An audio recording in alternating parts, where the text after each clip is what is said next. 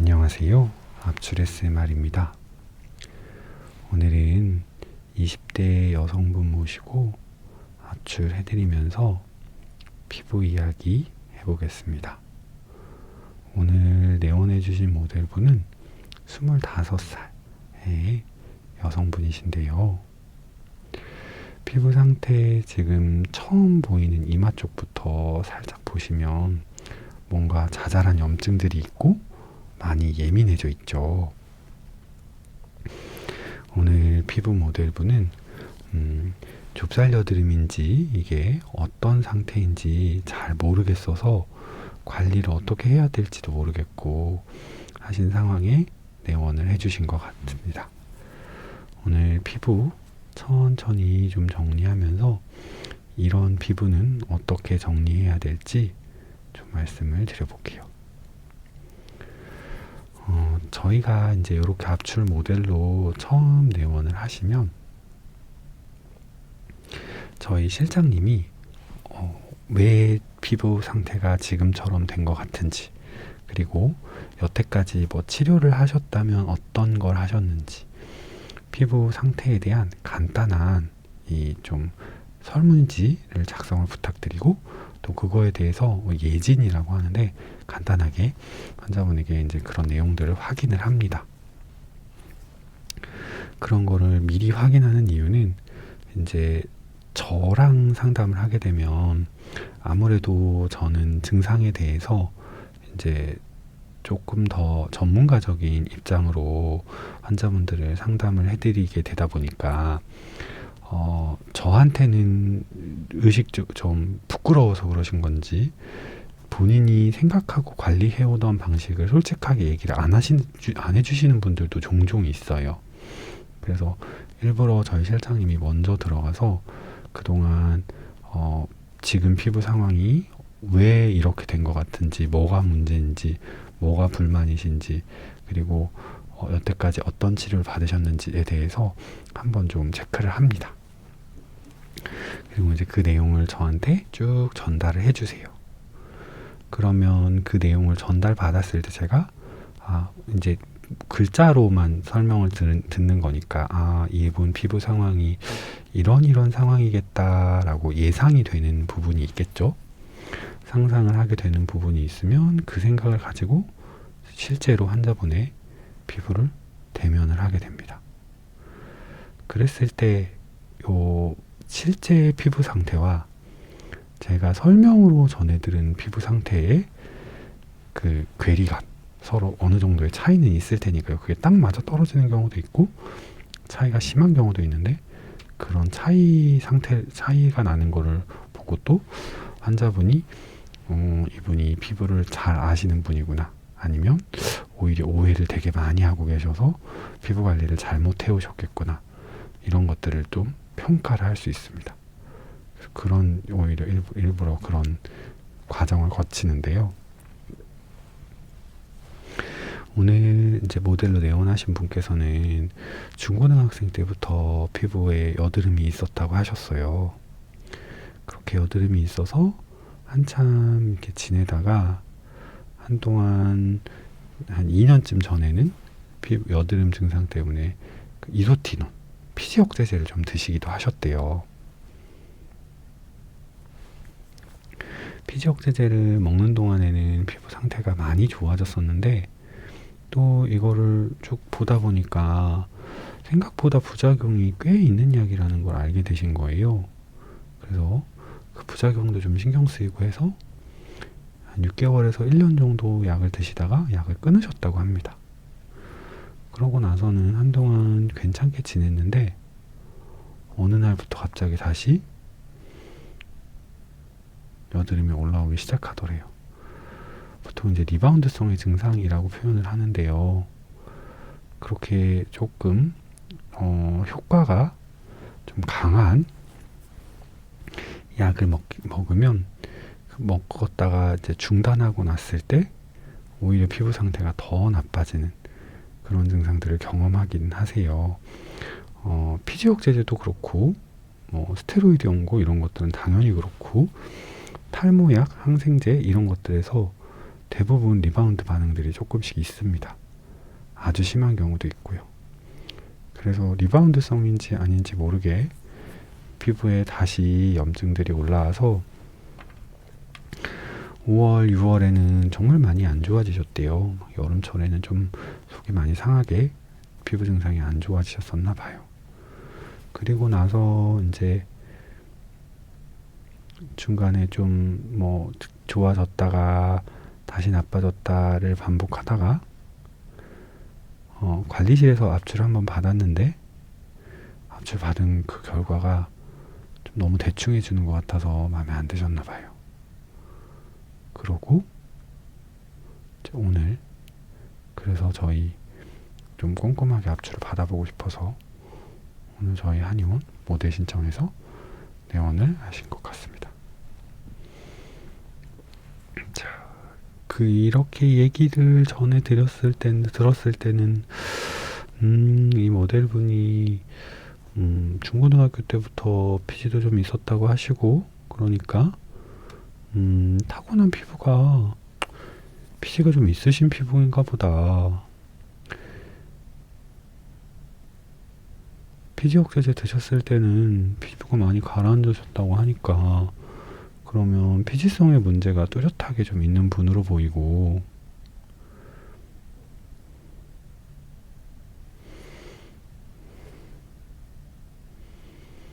그래서 어떻게 보면은 압출만 열심히 좀 해드려도 좋아지실 수 있을 만한 분이다. 요렇게 스토리가 좀 생각이 들긴 하더라고요. 근데 여기서 이제 저희 모델 지원해 주시면 모델분 모셔드리는 그 과정을 뭐 아시는 분들은 또 있을지 모르겠지만 저희가 모델 신청해 주시면 사진을 봤거든요. 피부 상태에 대한 이제 여쭤보고 지금 상태가 좀 어떠신지 여쭤보고 피부 상태가 어떤지 좀 구체적으로 좀 파악하기 위해 사진을 봤는데 사실은 이분 사진을 봤을 때도 이거는 전형적인 좁쌀 여드름이네 라는 생각은 잘 안 했었어요. 저는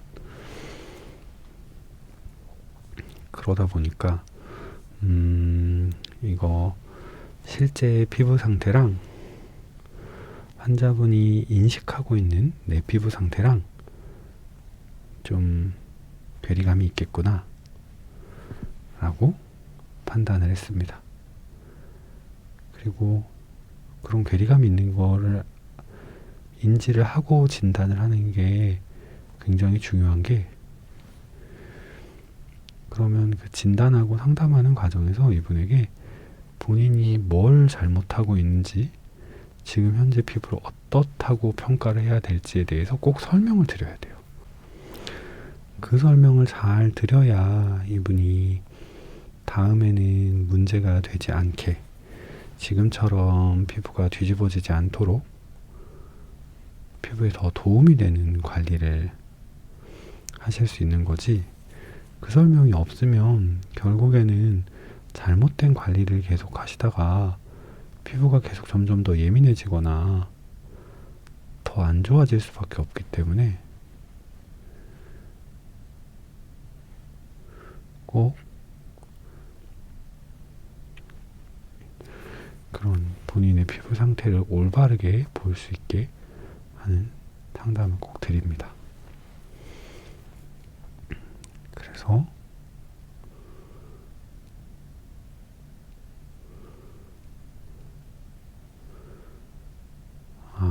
그런 부분을 좀 평소에 어떻게 관리하고 계시는지를 확인해서 잘못 관리하고 계신 부분들은 꼭 그렇게 하시면 안 된다라고 안내를 드려야겠다 라고 생각을 하고 이분을 마주하게 된 것 같아요. 실제로 이분을 직접 대면해서 피부를 만져봤을 때의 느낌도 오히려 실제 내원하셔서 상담을 하시기 전 처음에 그냥 카톡으로 사진만 보여주셨을 때 제가 생각하고 있던 피부 상태와 더 유사했습니다. 환자분이 본인의 피부 상태가 어떤 상황인지를 정확하게 인지를 좀 못하고 계셨던 것 같아요. 오늘은 압출하면서 그 이야기를 쭉 해볼게요. 자, 이분은 이제 여러분도 이렇게 화면에서 보이시겠지만 뭔가 이마에 자잘하게 하얀 것도 있고 자잘하게 그 모공을 막고 있는 작은 덩어리들도 있고 하죠. 이건 좁쌀 여드름 같아요. 옆에 작은 염증들이 있는 게 화농성 여드름이 아니라 뭔가 모르게 그냥 살짝씩 부어 있는 것 같은 느낌만 드는 것도 있고요. 그리고 중간중간에 하얗게 농이 잡혀 있어서 이건 좁쌀 여드름인가 보다 하는 그런 증상들이 상당히 보이고 있습니다.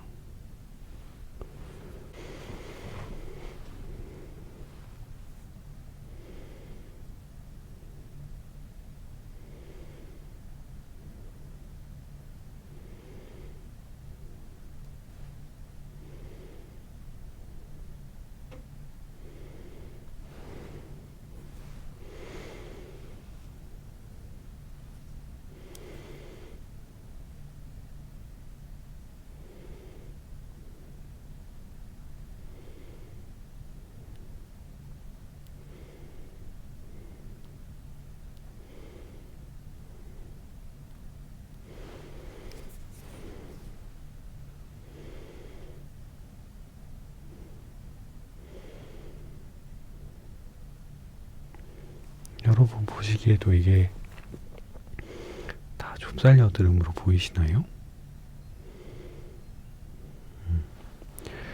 모공에 자잘하게 뭔가 작은 씨앗들이 들어있기는 한데요. 저는 이 부분이 좁쌀 여드름이라기보다는 오히려 피부염 증상에서 나타나는 좁쌀과 비슷해 보이는 피지 증상이라고 생각이 됩니다. 그러니까요. 우리가 여드름이라고 할 때는 정상적인 피부에 모공 안에 피지가 쌓이고 그것 때문에 거기에 뭐 세균이 번식한다든지 아니면 쌓인 피지가 지방산으로 작용해서 피부를 자극한다든지 해가지고 염증이 생기는 경우를 여드름이라고 판단할 수 있을 것 같아요.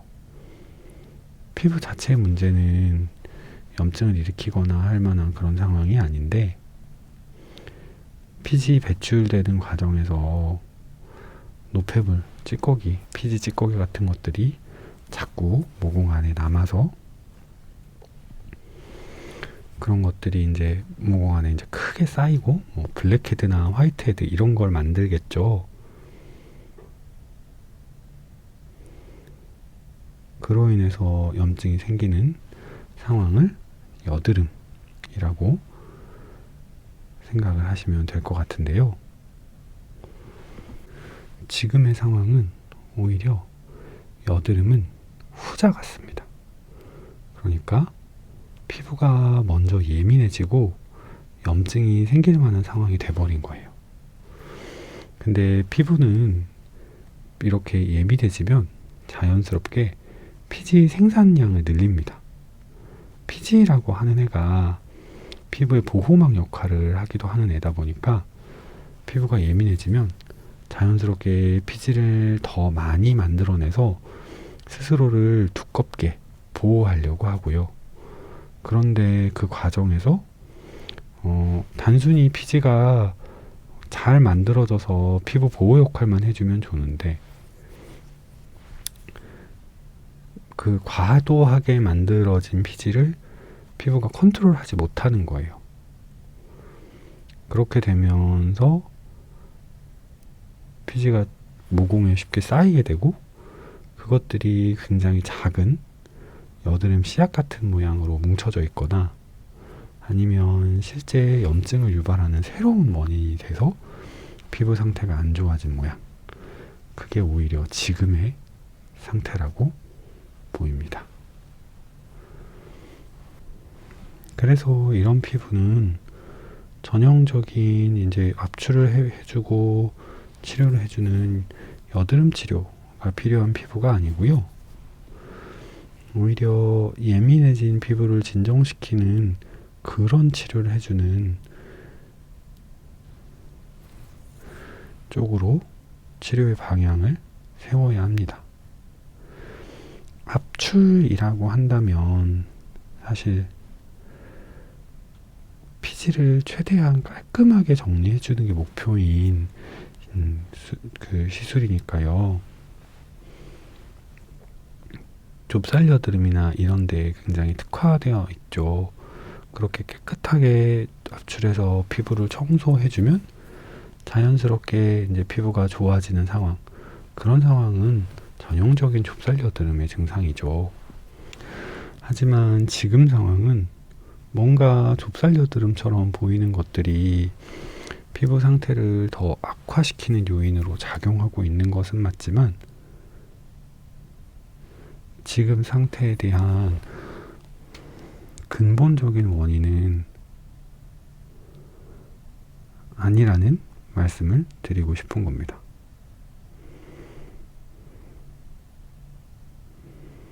저는 오히려 이런 상태를 피부염의 상황, 특히나 지루성 피부염의 전 단계 정도의 상황으로 보고 있습니다. 아까 말씀드린 것처럼 피부가 예민해지고 가볍게 염증이 생기고 그러니까 피지 분비량이 늘어난 거예요. 피부 장벽은 그래도 유지 중이다 보니까 어느 정도 피지 분비량이 늘어나도 괜찮은 상황이 왔을 거고요. 그렇게 피지 분비량이 늘어난 것들이 피부 장벽 역할만 해주면 좋은데 그렇지 못하고 모공 안에 잉여 피지들이 쌓여서 남아있음으로써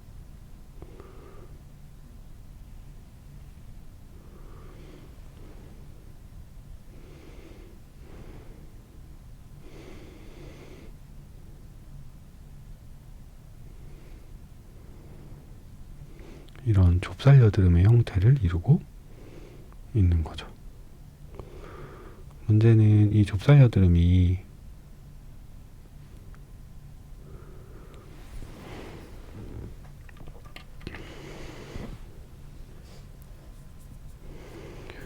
지금의 피부 상태를 더 악화시키는 요인으로 작용하기도 한다는 거예요.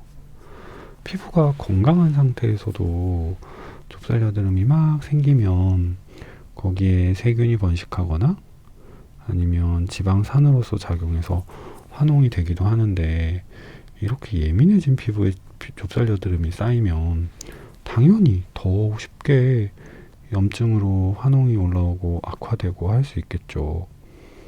그러다 보니까 원래는 예민해진 피부를 보호하려고 분비되는 피지인데 유분인데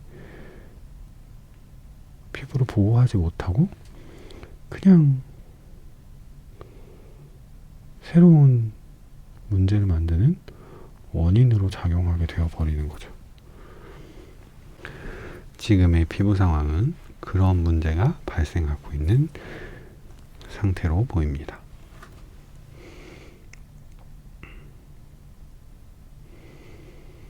그래서 이런 경우는 너무 열심히 압출을 하는 것도 좋지는 않습니다. 너무 열심히 압출을 하면서 예민해진 피부를 더 자극해버리면 오히려 자잘하게 쌓여있던 염증이 더 심해져 버리는, 매우 커지고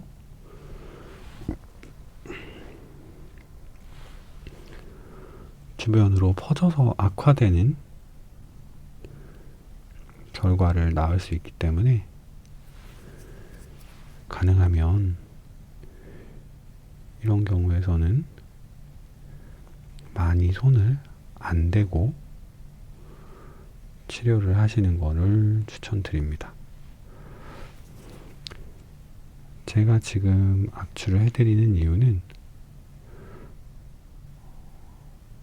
이미 피부가 너무 예민해져서 이렇게 쌓여있는 좁쌀들을 그냥 방치만 한다면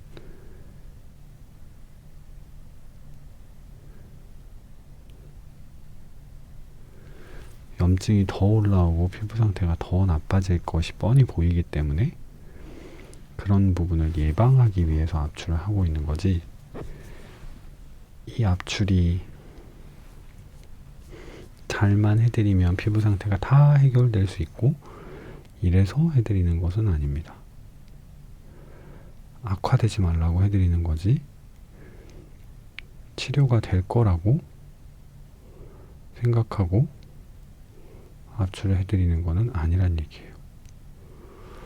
그럼 압출해드리지 않아도 되는 거 아니냐 라고 얘기하시면, 사실은 압출 안 하고 방치하면 증상이 또 나빠질 게 뻔히 보이기 때문에 그냥 손 놓고 보고만 있을 수는 없으니까요.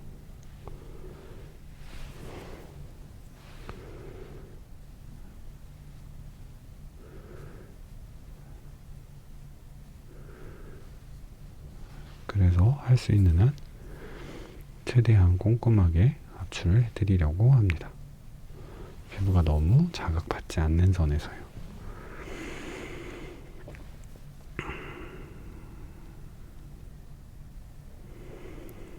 이분이 얘기해주신 사춘기 때 피부 상태 이야기를 해보면, 지금은 저희가 이제 볼 쪽 압출하고 있었는데요. 오히려 사춘기 때는 볼 쪽이랑 뭐 턱 쪽 이런 쪽은 문제가 없었다고 하십니다. 제일 문제가 되는 부분이 이마 쪽. 이마 쪽에는 지금이랑은 전혀 모양이 다른 모공 안쪽으로 깊게 숨어서 생기는 건조한 좁쌀 여드름 위주의 증상들이 좀 있으셨다고 해요. 이제 성장기에 성호르몬 영향을 받으시다 보니까 그 시기에는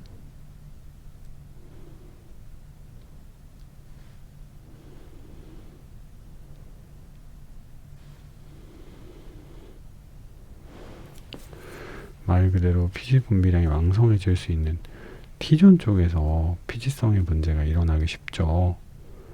그래서 이분도 그러한 양상으로 전형적인 사춘기성 여드름의 양상으로 이마 쪽에 여드름이 상당히 올라왔었고요. 이제 보면 제가 이분 이렇게 피부를 만져보면 피부에 열감도 조금 있으시거든요. 이게 그냥 막 열이 많은 건 아닌 것 같고요.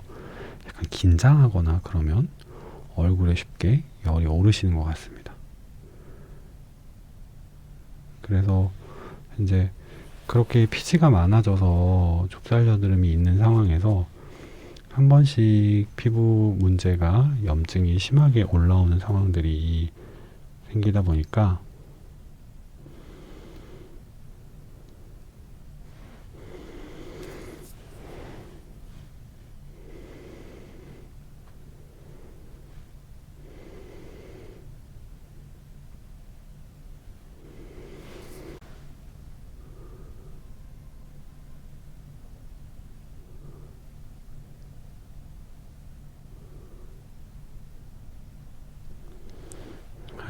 하셨어야 됐겠죠.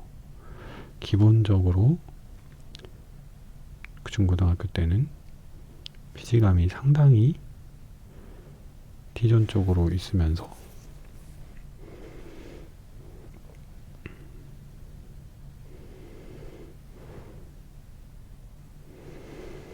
열감이 종종 올라올 때는 그것 때문에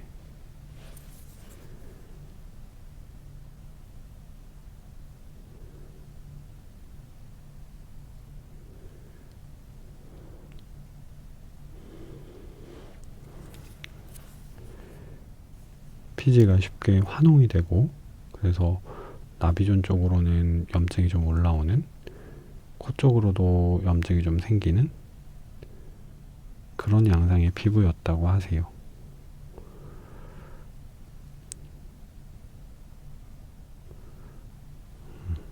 이야기를 들어보면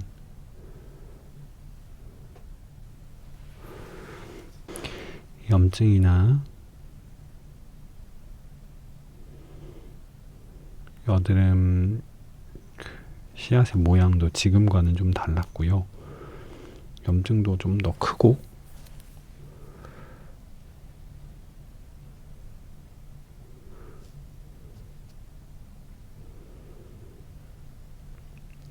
씨앗 크기도 상당히 큰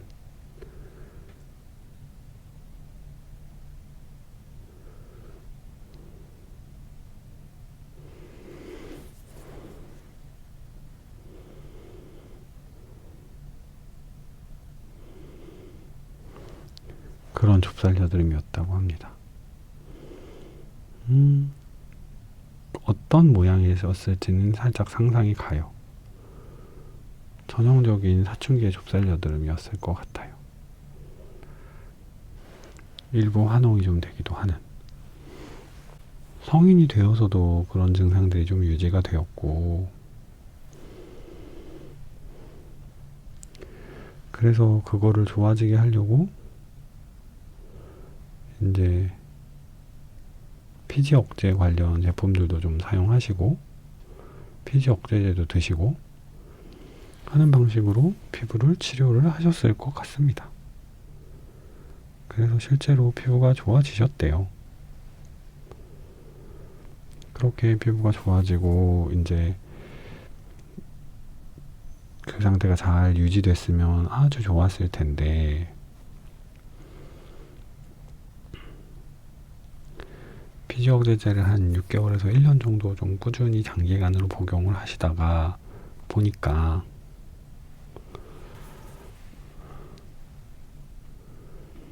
피지 억제제에 의한 부작용이 좀 걱정되기 시작하셨단 말이죠.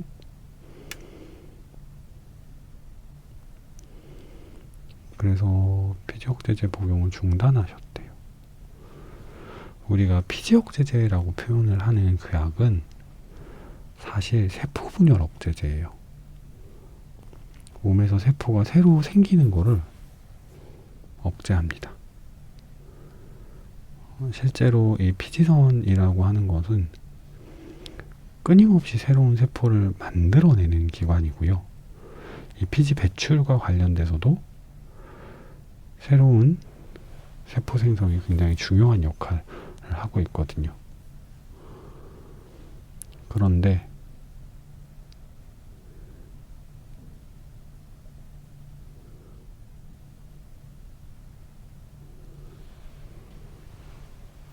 저는 이렇게 치료를 해보면 피지 억제제를 좀 드셨던 분들은 아무래도 피부 기능 자체가 좀 약해지고 떨어져 있다라는 느낌을 좀 많이 받아요.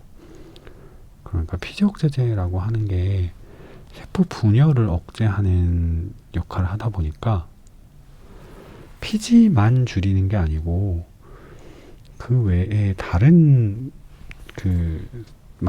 새로 만들어져야 되는 세포들까지도 너무 부족해지게 만들거든요.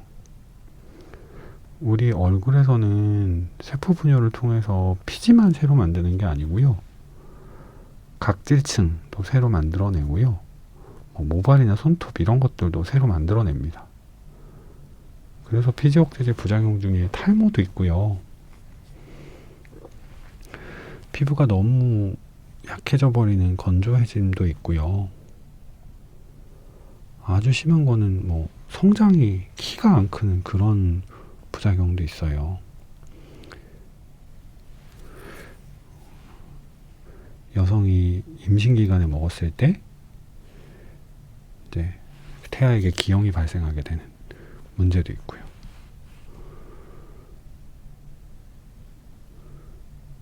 그러다 보니까 항생제란다. 피지 억제제를 좀 오래 드셨던 분들은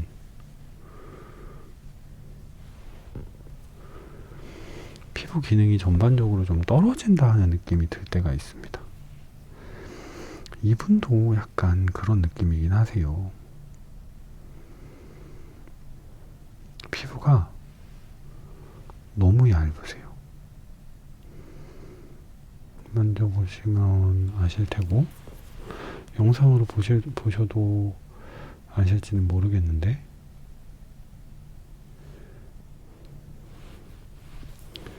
이 붉어짐의 양상도 굉장히 심하죠.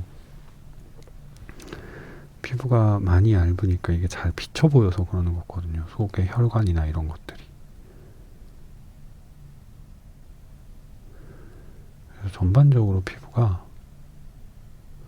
많이 얇고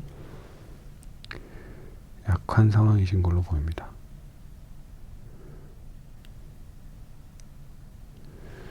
이게 뭐 피지옥제제 드시기 전부터 그러셨을 수도 있지만,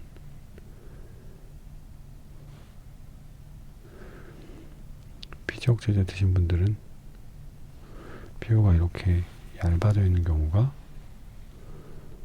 종종 있는 것 같습니다.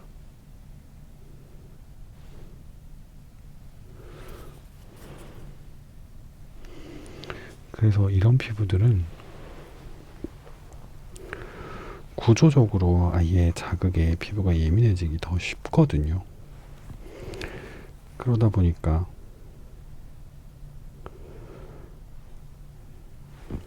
피부 외부적인 자극, 뭐 건조감이나 햇빛이나 이런 것 때문에 피부가 예민해지기도 할 거고요.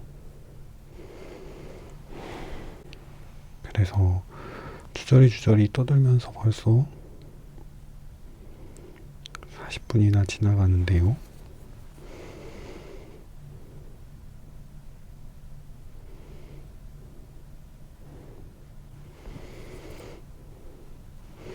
이분이 이제 자잘자잘 올라오는 것들이 너무 신경 쓰이기는 해서 좀 정리를 하고 싶어요 하시기도 하셨고, 또 결국에는 지금 쌓여있는 게 많기는 해서 어느 정도 정리를 해주지 않으면 이것 때문에 더 염증 증상이 심해질 수도 있으니 선제적으로 좀 정리를 해둔다는 의미에서 꼼꼼하게 압출을 해드리고 있지만,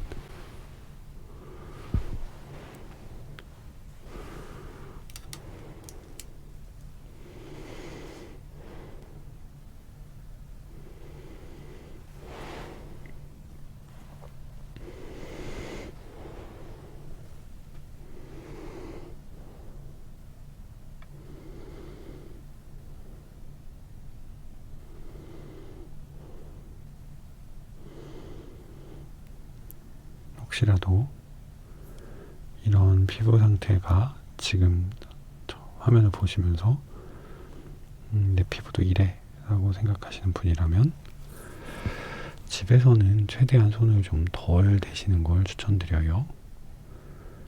그리고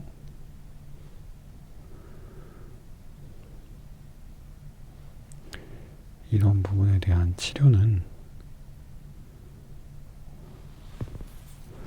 압출이 아니라 예민해진 피부를 진정시키고 회복시키는 것 위주로 생각을 하셔야 된다는 거. 압출은 이 증상이 심해지지 않도록 하는 도와주는 보조적인 수단이지,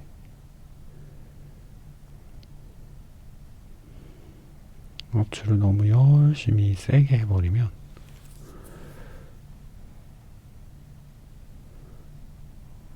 오히려 피부 상태가 더 나빠질 수도 있다는 거 꼭 염두에 두시고 관리를 하셔야 되는 피부입니다.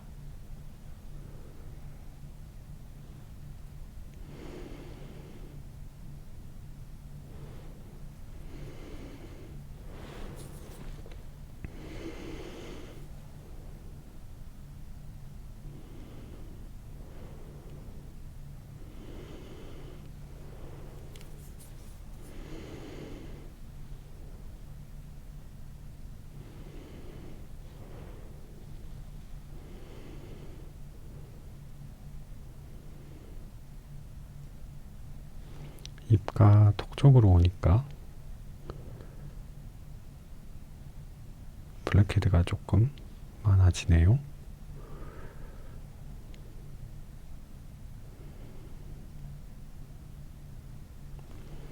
그래도 보시면 아시지만 씨앗이 굉장히 작죠?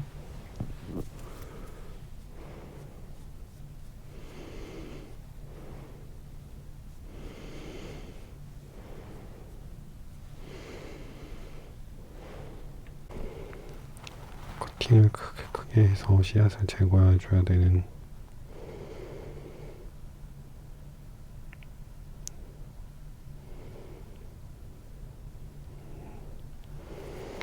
여드름들이랑은 확실히 차이가 큽니다.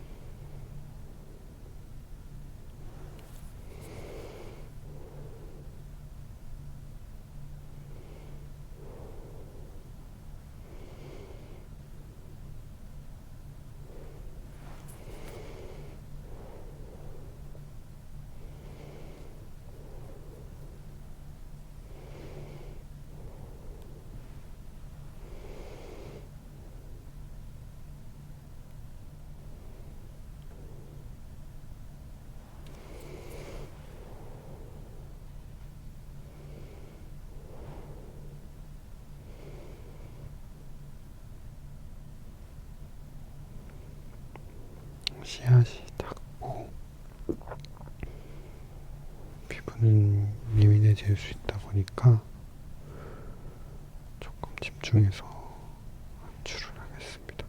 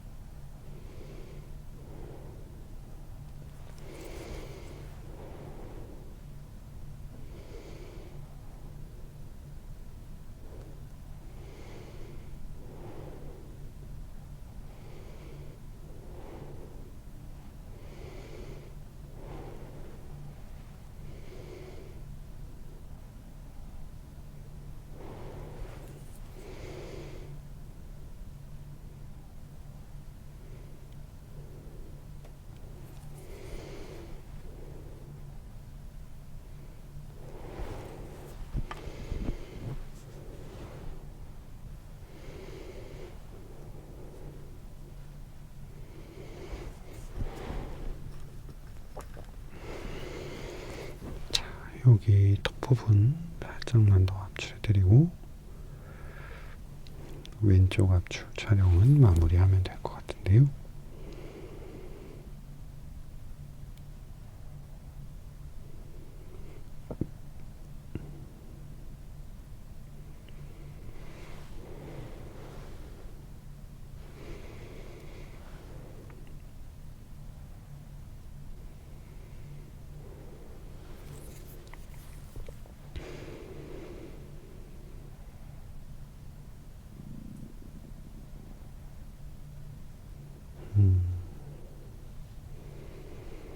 꼼꼼하게 압출해드리려다가 보니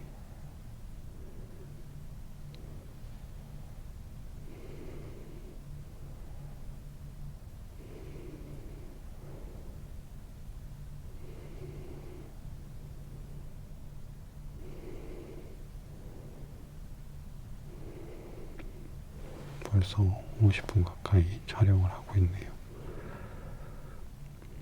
이 부분은 씨앗 크기도 매우 작아서 뭔가 블랙헤드처럼 박혀 있는데 압출해도 잘 안 나옵니다.